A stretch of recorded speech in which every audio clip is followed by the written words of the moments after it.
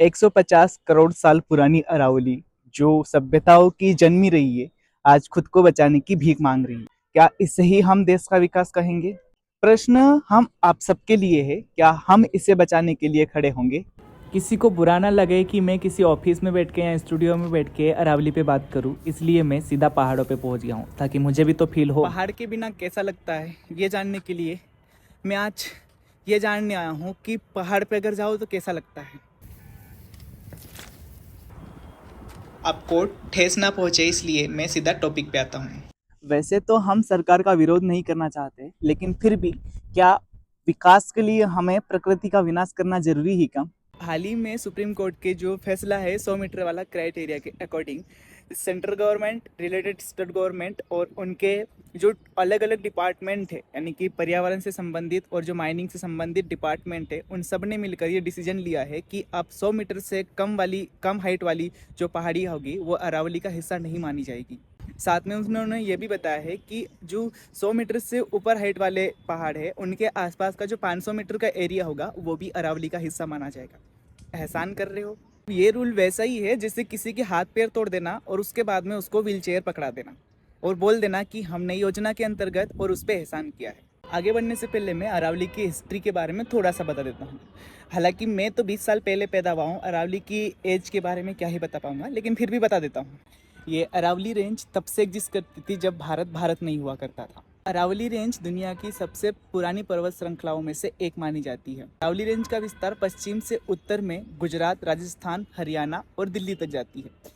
ऐसे तो कहने के लिए दिल्ली तक है, लेकिन जो 80% हिस्सा है, मतलब सबसे ज़्यादा जो हिस्सा है वो राजस्थान में आता है। कि पश्चिम से उत्तर तक की जो लंबाई है वो लगभग 692 किलोमीटर बताई गई, लेकिन ऑलमोस्ट अपन 700 लेके चल सकते हैं। जो अरावली की सबसे ऊंची हाइट है माउंट आबू की गुरु शिखर धाम की है, इनकी गुरु शिखर की है। इसके अलावा और भी बहुत सारे वहाँ पे तीर्थ स्थल है, जैसे गुजरात का पावागढ़ हिल, यानी कि माँ कालिका का मंदिर, वो भी अरावली रेंज का ही एक हिस्सा है। माउंट आबू पे स्थित गुरु शिखर की जो हाइट है वो 1722 मीटर की लगभग है, और पश्चिम भारत के हिमालय कहे जाने वाले गिरनार हिल की हाइट 1117 मीटर है। तो अंदाजा लगा सकते हैं लगभग 1.5 गुना ज़्यादा हाइट है उसकी। थोड़ा और इतिहास की बात करते हैं। राजपूत काल में मेवाड़, मारवाड़ और जो राजस्थान के बहुत प्रसिद्ध किले कहे जाने वाले इसी से सुरक्षित रहे हैं। 1178 ईस्वी की लड़ाई में तत्कालीन गुजरात की रानी नाइकी देवी ने मोहम्मद गजनवी को इसी रेंज में, यानी कि माउंट आबू के पास एक कांद्रा जगह है, उसी में हराया था। ये वही रेंज है जहां मोहम्मद गजनवी 1178 के बाद में कभी वापस नहीं देख पाया, और वही इतिहास चलकर आगे 1192 में पृथ्वीराज चौहान को उनके गजनी ले जाकर उनकी हत्या की गई। थोड़ा और पीछे चलते हैं। सिंधु घाटी सभ्यता की खुदाई में मिलने वाले तांबे के प्रमाण अरावली रेंज का ही हिस्सा है। वही तांबा और अन्य खनिज आज अरावली को इस हालत में ला दिया है। अब वापस आज की अरावली रेंज पे आते हैं। अरावली क्षेत्र में पत्थर, ग्रेनाइट, संगमरमर और अन्य खनिजों के लिए बड़े पैमाने पर खनन किया जा रहा है। कई जगहों पर यह खनन अवैध है, लेकिन प्रशासन की कमजोरी और राजनीतिक संरक्षण के कारण जारी है। अरावली को अगर आज नहीं बचाया गया तो यह आने वाले समय में कई तरह के संकट पैदा करेगी, जिससे पर्यावरण को भारी नुकसान होगा। पेड़ों की कटाई हो जाएगी, क्योंकि पहाड़ टूट जाएंगे तो पेड़ कहाँ से बचेंगे बेचारे। जल संकट होगा, जिसकी वजह से साथ ही साथ रेगिस्तान का फैलाव होगा, और वायु प्रदूषण होगा, जिसका जीता जागता उदाहरण आज दिल्ली है। वैसे तो सरकार कहती है कि बढ़ता देश का कर्जा देश के विकास की निशानी है। सही है, सरकार अब ये भी बोलेगी कि बढ़ता पर्यावरण का विनाश देश के विकास का ये भी एक हिस्सा है। सुप्रीम कोर्ट ने 100 मीटर वाली डेफिनेशन इसलिए एक्सेप्ट की है क्योंकि राज्य सरकारें अपने हिसाब से रूल बना रही है और माइनिंग बहुत ज़्यादा इलीगल हो रही है। अब आसान भाषा में कहे तो इलीगल माइनिंग और जो रूल्स है उनको सेंट्रलाइज करने के लिए ये बोल दिया गया कि किसी एक स्टेट में बहुत ज़्यादा माइनिंग हो रही है तो सारे स्टेट में चलने दो बेधड़क। देखो, मैं ये भी नहीं कर रहा हूँ कि सुप्रीम कोर्ट और सरकार पूरी तरीके से गलत है, लेकिन कुछ चीज़ें ऐसी है जो सच में गलत है। केंद्र सरकार और जो रिलेटेड स्टेट गवर्नमेंट है वो माइनिंग माफियाज को कंट्रोल नहीं कर पाई, या कि ये कह दे कि इलीगल माइनिंग को कंट्रोल नहीं कर पाए, तो उनके संरक्षण, यानी कि जो माफिया है उनके संरक्षण के लिए रूल ही बना दिया कि आप माइनिंग करो, अब हम आपको परमिशन देते हैं रूल के साथ में, अब आपको कोई टर्चर नहीं करेगा। वैसे तो वोट लेकर बनने वाली सरकारें कई जंगलों को खा गई। उसमें मध्य प्रदेश का सिमरौली, छत्तीसगढ़ का हसदेव और झारखंड के नियामगिरी और कई पहाड़ियां हैं जिनको इन लोगों ने बर्बाद कर दिया है। अरावली का भी कुछ ऐसा ही हाल है। अगर लोगों ने थोड़ी सी भी ढील दी तो ये अरावली को खा जाएंगे। वैसे तो लोकतंत्र भारत के चौथा स्तंभ कहे जाने वाली प्रेस, जो वर्ल्ड रैंकिंग में खुद को लास्ट पायदान पे पाने वाली है, वो लास्ट 8 से 10 सालों में पहली बार पत्रकारिता कर रहे हैं।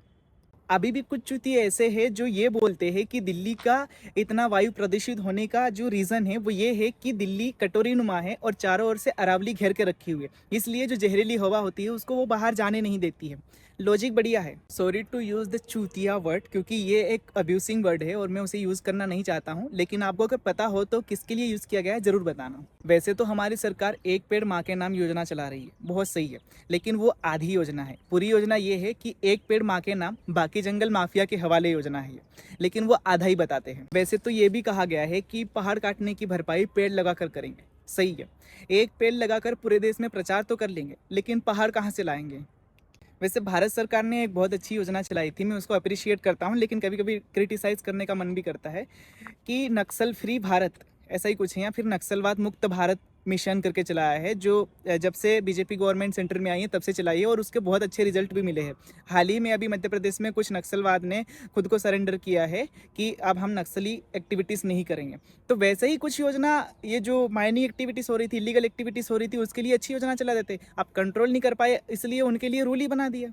या तो उनको इलीगल माइनिंग एक्टिविटीज़ के बारे में पता नहीं था, या फिर ये जो सरकार है, सेंट्रल गवर्नमेंट और रिलेटेड स्टेट गवर्नमेंट है, ये माफियाओं के साथ में हाथ मिला के बैठी हुई है। ये तो झूठ नहीं है, कुछ तो उनका लोचा है, तभी तो इनके लिए रूल बना हुआ है। इन सब में हम क्या कर सकते हैं?